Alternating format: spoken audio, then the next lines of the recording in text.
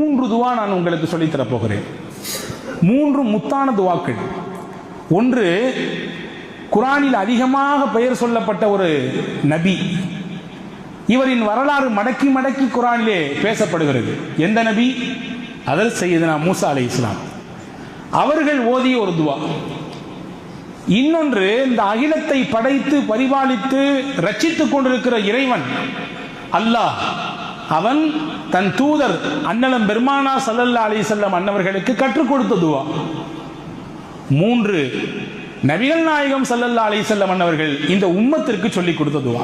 3மே முக்கியமான துவாக்கள்.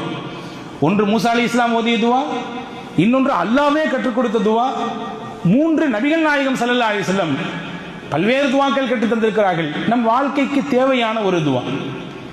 இதை 3ம் சொல்லுவதின் நோக்கம், அந்த துவாக்களின் பக்கம் நாம் அதிகம் தேவையுடையவர்களாக இருக்கிறோம்.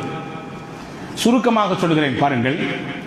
ஹதரத் சையதுனா மூசா அலைஹிஸ்ஸலாம் சற்றேறக்குறைய 83 தடவை அவர்களின் பெயர் குரானிலே இடம்பெறுகிறது.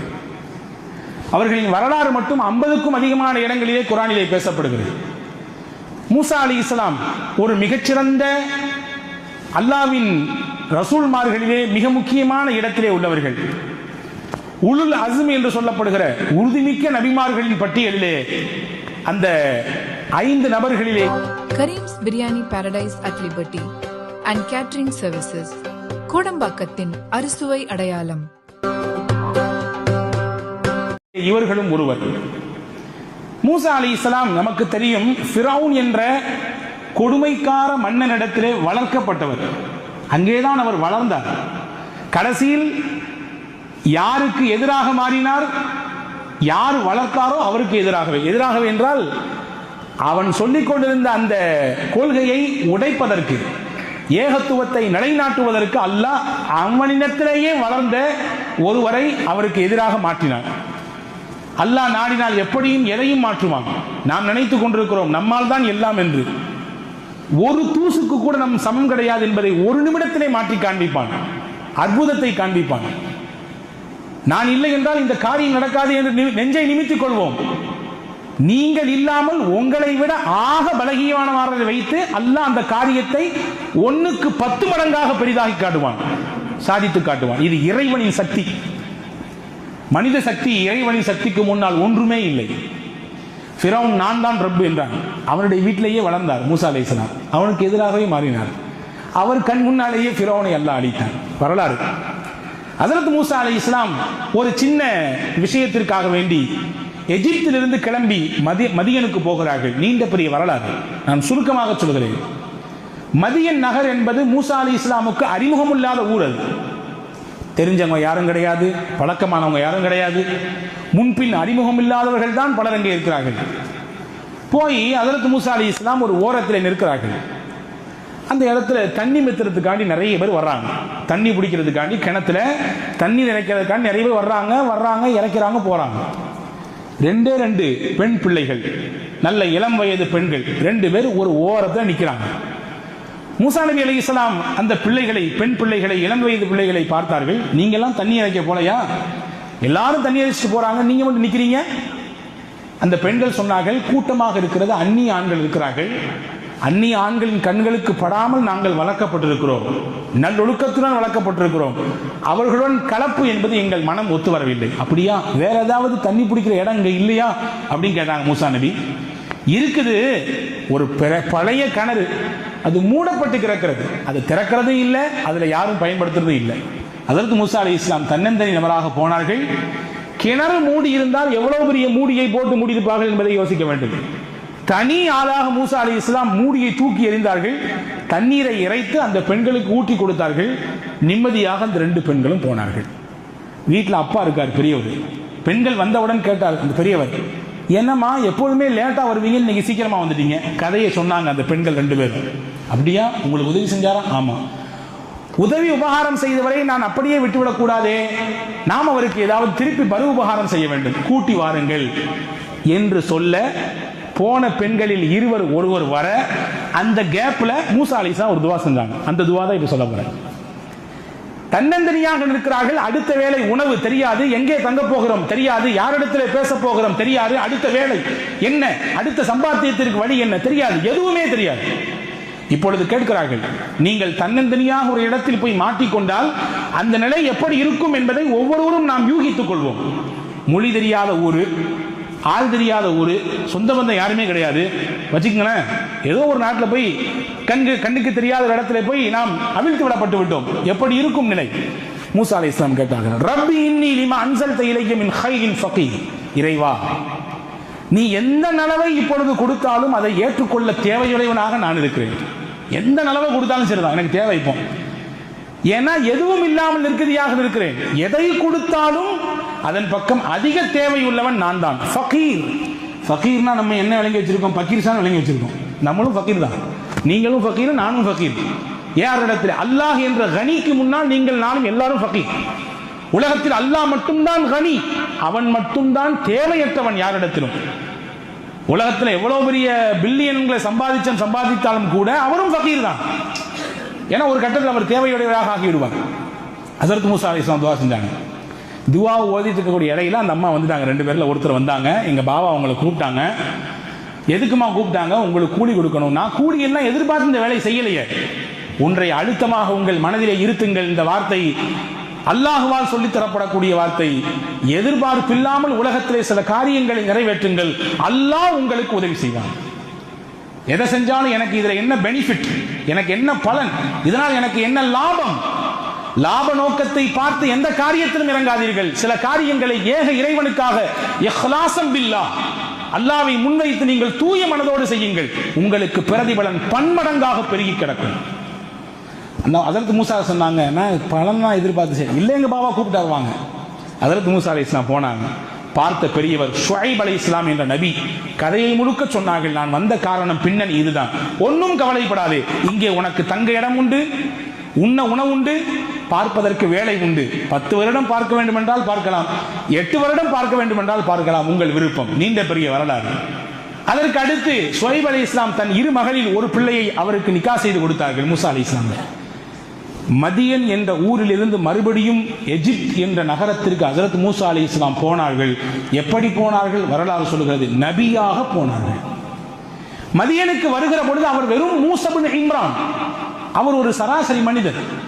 மதியனை விட்டு மறுபடியும் எஜிப்திற்கு போகிற பொழுது அவர் மூசா கலீமுல்லாஹ், அல்லாஹ்வின் கலீம், ரசூலுல்லாஹ் போனார். இது எல்லாம் எப்படி கிடைத்தது? அந்த துவாவின் பரக்கத்தால் கிடைத்தது. என்ன இணைத்து அந்த துவாவை செய்கிறோமோ அது கிடைக்கும். பெருமக்கள் சொல்கிறார்கள், பொண்ணே கிடைக்கல பையனுக்கு, யக்கீனோடு நீங்கள் இந்த துவாவை ஓதுங்கள், நல்ல பெண் கிடைக்கும். வேலையே கிடைக்கவில்லை, தகுதியான படிப்பு படித்திருக்கிறேன், வேலை இல்லாமல் திண்டாடுகிறேன், யக்கீனோடு நம்பிக்கையோடு இந்த துவாவை ஓதுங்கள், நல்ல வேலை கிடைக்கும். லாபமே கிடைக்கல, முதல்ல போட்டு உட்கார்ந்திருக்க முடிச்சிட்டு என்ன செய்யறது? யக்கீனோடு இந்த துவாவை ஓதுங்கள். நாவால் ஓதக்கூடாது, சும்மா பேருக்கு தஸ்பீகை 4 தஸ்பீகை உருட்டுவது போன்று உருட்டக்கூடாது. உள்ளார்ந்த ஈடுபாட்டோடு இதை ஓதுங்கள், நல்ல லாபத்தை அல்லாஹ் தருவான். எனவே தான் குறிப்பா ஹஸரத் மூசா அலைஹிஸ்ஸலாம் கேட்கல, எனக்கு சாப்பாடு கூட இல்ல, எனக்கு தங்குறதுக்கு இடம் கொடுத்து கிடத்த கூட இல்ல, வேலையை கூட இல்லன்னு கேட்கல. எப்படி கேட்டாங்க? லிமா அன்ஸல்த இலைய மின் கைரின் ஃபகீர், என்ன நலவை கொடுத்தாலும் அது எனக்கு தேவை. 19 கேட்டாங்க. அல்லாஹ் எல்லாத்தையும் சேர்த்து கொடுத்தான் மொத்தமா. ஒரு துவா இது மூசா அலைஹிஸ்ஸலாம் கேட்ட துவா. 2வது, நபி ஸல்லல்லாஹு அலைஹி வஸல்லம் அவர்கள் ஒரு நாள் அதிகாலை ஃபஜர் தொழுகைக்கு தாமதமாக வர்றாங்க. எவ்வளவு நேரம் தாமதம்?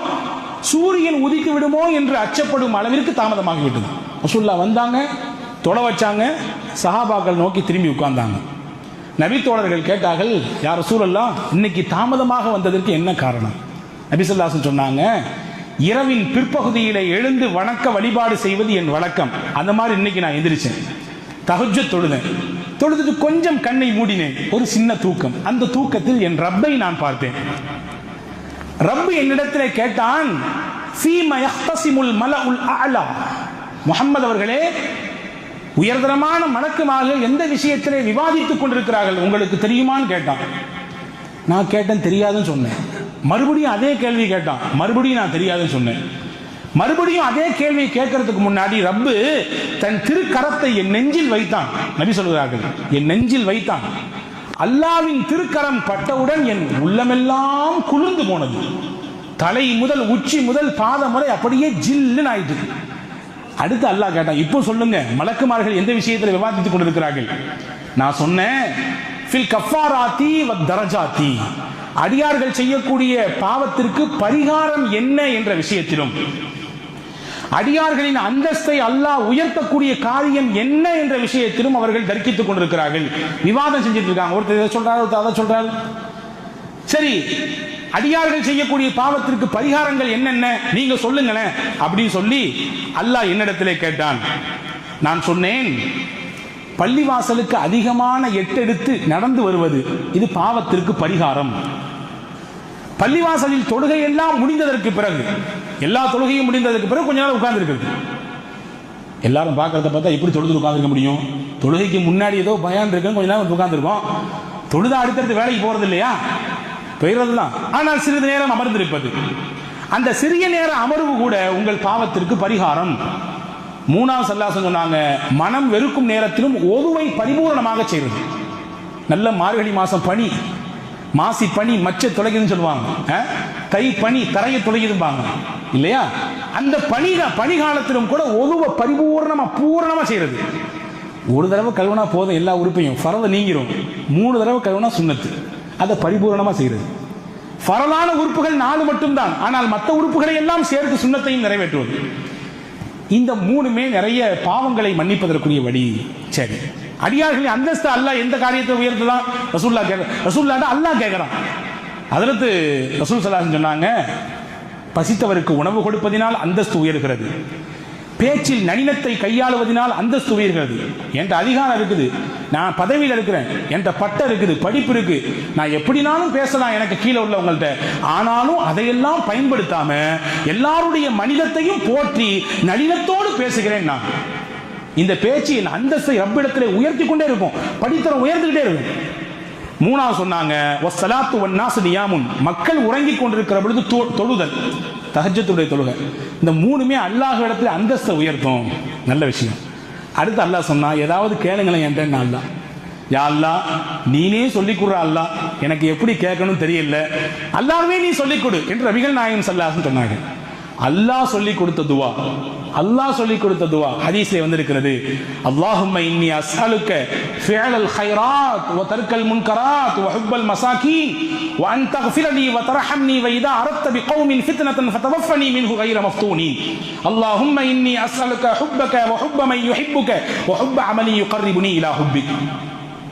அஜர்த்து 2 வாரத்துல முடிப்பியா பாத்தீங்கன்னா 4-5 வரி சொல்றீங்களே, எப்படி மனப்பாடம் பண்றது அப்படி யோசிக்காதீங்க. இறைவனின் வார்த்தை இது. அந்த உள்ளன்போடு இந்த வார்த்தைகளை நீங்கள் தேடுங்கள், படியுங்கள். உங்கள் மனதிலே அல்லாஹ் கொண்டு இருத்துவான். தினமும் கேட்க வேண்டிய துவாக்களில் ஒன்று இது. இறைவா, நான் நல்லதை செய்வதற்கு வாய்ப்பை உன்னிடத்திலே கேட்கிறேன், தவறை விட்டு நீங்கிக் கொள்வதற்குரிய வழியை உன்னிடத்திலே கேட்கிறேன். பொருள் சொல்றேன், ஏழை எளியவர்களை பிரியப்படுவதை உன்னிடத்திலே கேட்கிறேன். காசு பணம் செல்வாக்கு இருந்தால் எல்லாரும் கூணு கும்பிடு போடுவாங்க, கையை கட்டி நிற்பாங்க, வந்தா மரியாதை கொடுப்பாங்க.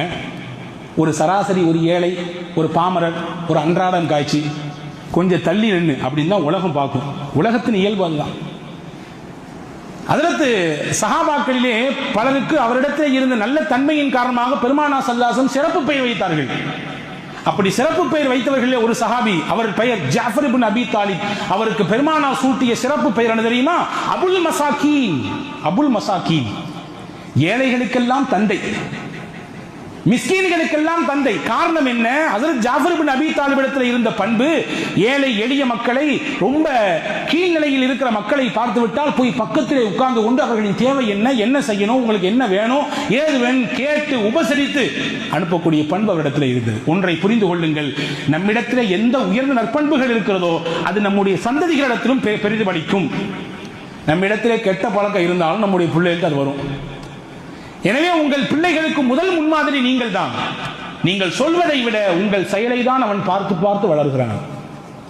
உங்கள் ஆக்டிவிட்டிஸ் என்னவோ அதை தான் அதிகமாக கூர்ந்து நோக்குகிறான். நீங்க சொல்லிட்டு நீங்க அதுக்கு நேரம் ஆப்போசிட்டா நடந்தீங்கன்னா அவன் மனதிலும் பட்டுவிடும். இப்படித்தான் சொல்லிவிட்டு மாற்றமாக நடக்க வேண்டும். அந்த மாதிரி ஜாஃபர் இப்னு அபி தாலிப் இந்த பண்பு இருந்ததுனால அவரும் ஏழைகளை அதிகம் நேசித்தார். அவருடைய மகன் அப்துல்லாஹ் இப்னு ஜாஃபர், வரலாற்றில் வருது பாருங்க, நெகிழ்ச்சியான ஒரு நிகழ்ச்சி.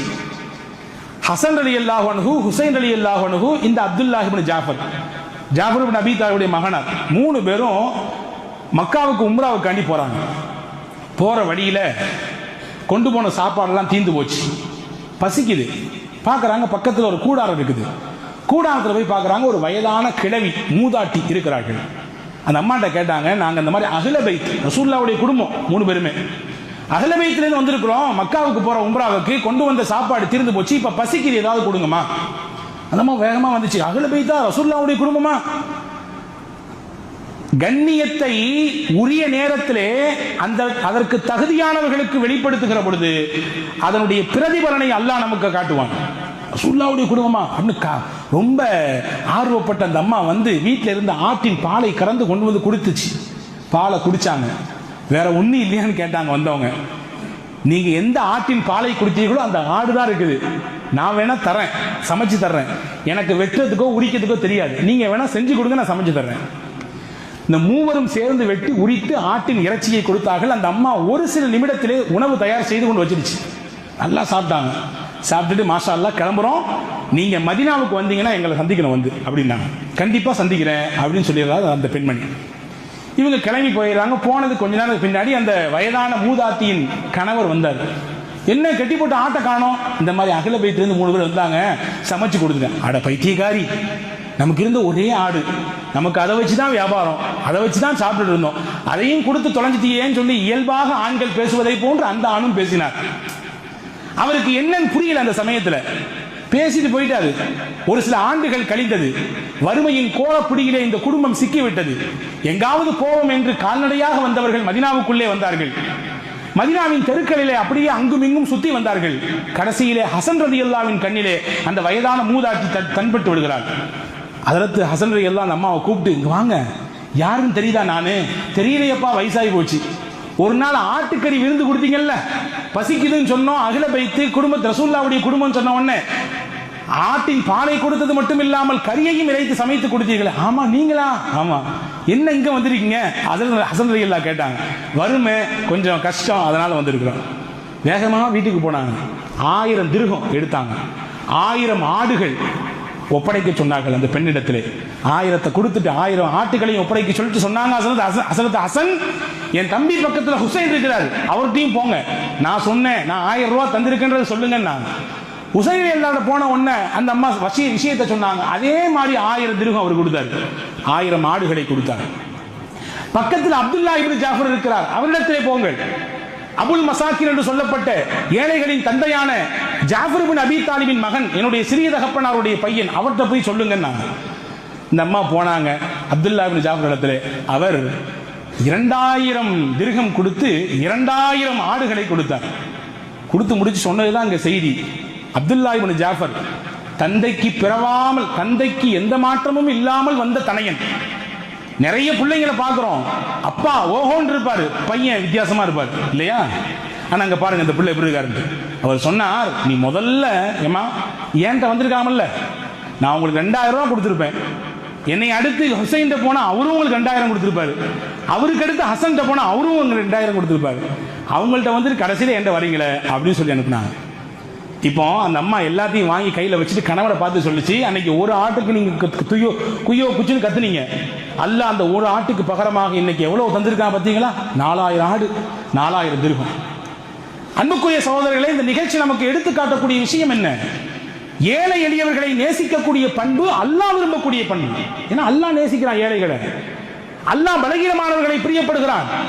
அல்லாஹ் ஒதுக்கி வைப்பதில்லை, நாம் தான் ஒதுக்கி வைக்கிறோம். அல்லாஹ் சொல்லுகிறான், நீங்கள் பிரியப்படுங்கள், அந்த துஆவை கேளுங்கள். ஹுப்பல் மசாக்கி, ஏழைகளை பிரியப்பட வேண்டும், அதற்காகவே அல்லாஹ்விடத்தில் அல்லாஹ் சொல்லி கொடுத்தான். வன் தக்ஃபிர லி வ தர்ஹம்னி வ இதா அரத்து பிகௌமின் ஃபித்னதன் ஃபதவஃபனி மின்ஹு கைர மஃப்தூன் என்ற நீண்ட பெரிய துஆவை அல்லாஹ் ஜல்ல ஷானஹு வ தஆலா நேரடியாக பெருமானார் ஸல்லல்லாஹு அலைஹி வஸல்லம் கற்றுக் கொடுத்த துஆ. இந்த துஆவையும் நாம் தினசரி கேட்டாக வேண்டும். இந்த துஆல ஒரு பாகம்தான், யா அல்லாஹ் உன்னிடத்துல உன்னுடைய நேசத்தை நான் கேட்கிறேன். உன்னை யாரெல்லாம் நேசிப்பாங்களோ அவங்களுடைய நேசத்தை எனக்கு கொடுத்துரு. உன் நேசத்தை நான் கேட்கிறேன், நேரடியாக எனக்கு தந்துரு. உன்னை நேசிப்பவர்கள் யார் யாரோ அவர்களின் பிரியமும் எனக்கு வேண்டும். நல்லோர்கள், வலிமார்கள், சுகதாக்கள், சித்திகீன்கள், இறைநேச பெருமக்கள், இவங்க எல்லாம் அல்லாஹ்வின் நேசம் இல்லாமல் எப்படி இறைநேசத்தை அடைய முடியும்? அவங்களுடைய முஹப்பத் எனக்கு தா அப்படின்னு சொல்லி அல்லாமே கேட்க சொல்கிறாங்க. இது இரண்டாவது துவா, நாம் கேட்க வேண்டிய இரண்டாவது துவா. மூன்றாவது துவா, நபிகள் நாயகம் ஸல்லல்லாஹு அலைஹி வஸல்லம் ஒரு நண்பகல் நேரத்திலே மஸ்ஜித் நபவிக்குள்ளே வருகிறார்கள். அபூ உமாமத்துல் பாஹிலி என்ற நபித்தோழர் அமர்ந்திருக்கிறார். ரசூலுல்லாஹ் கேட்டாங்க, மாலி அராக ஃபீ ஹாதல் மஸ்ஜிதி கைர வக்தி ஸலாஹ், தொழுகை அல்லாத நேரத்திலே பள்ளியிலே ஏன் அமர்ந்திருக்கிறீர்? தொழுகைக்குரிய நேரத்தில் ஃபர்லான தொழுகைக்கு வர வேண்டியதுதான். ஃபர்ல் அல்லாத நேரத்தில் எங்க உட்கார்ந்து சம்பாதிக்க போலையா, உழைக்க போகவில்லையா என்ற துணியிலே கேட்டார்கள். அதற்கு அபூ உமாமா சொன்னார்கள், யா ரசூலுல்லாஹ், எனக்கு ஏற்பட்ட கவலை, எனக்கு நான் கொடுத்தாக வேண்டிய கடன் சிரமம், இதனால் தத்தளித்துக் கொண்டிருக்கிறேன், கவலையில வந்து உட்கார்ந்திருக்கேன். நாங்கள் பாருங்க, ரசூலுல்லாஹ் அதி அற்புதமான துவாவை கற்றுக் கொடுத்தார்கள். அல்லாஹும்ம இன்னி அஊது பிக மினல் ஹம்மி வல் ஹுஸ்ன். அரபியில 2 வார்த்தை இருக்கு, தமிழ்ல கவலை ஒரு வார்த்தையில முடிச்சிடலாம், அரபியில 2 வார்த்தை இருக்குது, ஹம்மு ஹுஸ்ன். ரசூலுல்லாஹ் அந்த ரெண்டு விதமான கவலையை விட்டும் அல்லாஹ்விடத்திலே பாதுகாப்பு தேடுகிறார்கள். பாருங்கள், ஹம்மு என்றால் என்ன, ஹுஸ்ன் என்றால் என்ன? ஹம்மு என்ற கவலைக்கு அர்த்தம் என்ன தெரியுமா? வர வேண்டியது வந்து சேரணுமே நினைச்சு கவலைப்படுறது. 10 லட்ச ரூபாய்க்கு முதல்ல போட்டு உட்கார்ந்துருக்கோம், என்ன எதிர்பார்த்து ஒரு 2 லட்ச ரூபாய் லாபம் கிடைக்கும், வருமா வராதா, வேற மாதிரிலாம் யோசிக்கூடாது, வரும் ஆனா போச்சு அந்த மாதிரிலாம் இல்லை, வருமா வராதான் கவலை, வந்து சேர வேண்டியது வருமா வராதா, இதுக்கு பெயர் ஹம். இன்னும் இருக்கிறது ஹுஸ்ன். ஹுஸ்ன் என்றால் இழந்ததை நினைத்து கவலைப்படுவது. போச்சே, அப்பமே சொன்னாங்க வாங்கி போடு, கொஞ்சம் ரேட்டு கம்மியா இருக்குது, இப்போ எங்கேயோ போயிச்சே, எது இல்லையோ எது இழந்து போனதோ அதை நினைத்து கவலைப்படுவது. யூசுப் அலைஹிஸ்ஸலாம் அவர்கள் இழந்ததை வைத்து ஹஜ்ரத் யாக்கூப் அலைஹிஸ்ஸலாமின் கவலையை குர்ஆன் பதிவு செய்கிறது. இன்னி அஷ்கு இன்னமா அஷ்கு பஸ்ரி வ ஹுஸ்னி, நான் என் கவலையை என் ரப்பிடத்தில் முறையிடுகிறேன். ஹுஸ்ன்றாங்க ஹஜ்ரத் யாக்கூப் அலைஹிஸ்ஸலாம். என்ன கவலை யாக்கூப் அலைஹிஸ்ஸலாமுக்கு? தான் மகனை பறி கொடுத்த கவலை, இழந்துட்டாங்க. அப்ப இந்த 2 விதமான கவலையை விட்டும் அல்லாஹ் பாதுகாப்பு தருகிற உன்னிடத்திலே. வஅஊது பிக மினல் அஜிஸி வல் கஸ்ல், சோம்பேறித்தனம் எனக்கு வரக்கூடாது, இயலாமை நான் ஆகிவிடக் கூடாது. வஅஊது பிக மினல் ஜுப்னி வல் புக்ல், கஞ்சத்தனம் என் வாழ்க்கையை எட்டி கூட பாத்திரக்கூடாது, கோழைத்தனம் இதுவும் எனக்கு வேண்டவே வேண்டாம். வஅஊது பிக மின் கலபத்தி தைன் வ கஹ்ரி ரிஜால், கடன் மிகைத்து போவதை விட்டும் நான் உன்னிடத்திலே பாதுகாப்பு தருகிறேன், பிறரால் அடக்கி ஆளப்படுவதை விட்டும் பாதுகாப்பு தருகிறேன். சுதந்திரமா இருக்கணும் எல்லாருமே, யாரும் யாரையும் அடக்கக்கூடாது, யாரும் யாரையும் கடிவாளம் போட நினைக்க கூடாது. அப்படிப்பட்ட வாழ்க்கை எனக்கு வேண்டாம், நான் சுதந்திர புருஷராக இருக்க வேண்டும், பிறரிடத்திலே அடிமையை போன்றிருக்க வேண்டிய தேவை எனக்கு இல்லை. அல்லாஹ்வின் தூதர் ஸல்லல்லாஹு அலைஹி வஸல்லம் கேட்டார்கள், இதை சொல்லி கொடுத்தாங்க ஹஜ்ரத் அபூ உமாமாக்கு. ஹஜ்ரத் அபூ உமாமா சொல்றாங்க, இந்த துவாவை நான் ஓதுனேன், அல்லாஹ் என் கடனை எல்லாம் நீக்கிட்டான், என் கவலை எல்லாம் போக்கிட்டான். இப்ப இந்த 3 துவாக்களும் நம் வாழ்க்கையில் தவிர்க்க முடியாத துவாக்கள்.